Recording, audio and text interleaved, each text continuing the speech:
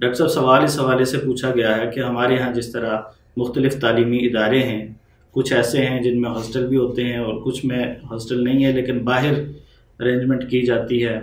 اور بچیاں وہاں پہ رہتی ہیں، تو کیا بچیوں کا محرم کے بغیر ہاسٹل میں رہنا اور تعلیم حاصل کرنا شرعی طور پر اس میں کوئی قباحت تو نہیں ہے؟ الحمدللہ والصلاة والسلام علی رسول اللہ، اما بعد۔ گزارش یہ ہے کہ اگر کوئی لڑکی، کوئی عورت محرم کے ساتھ سفر کرتی ہے، خامد کے ساتھ سفر کرتی ہے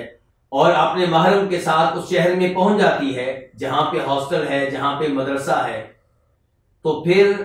ہاسٹل میں رہنے کے لیے، قیام کرنے کے لیے محرم کا ساتھ ہونا شرط نہیں ہے۔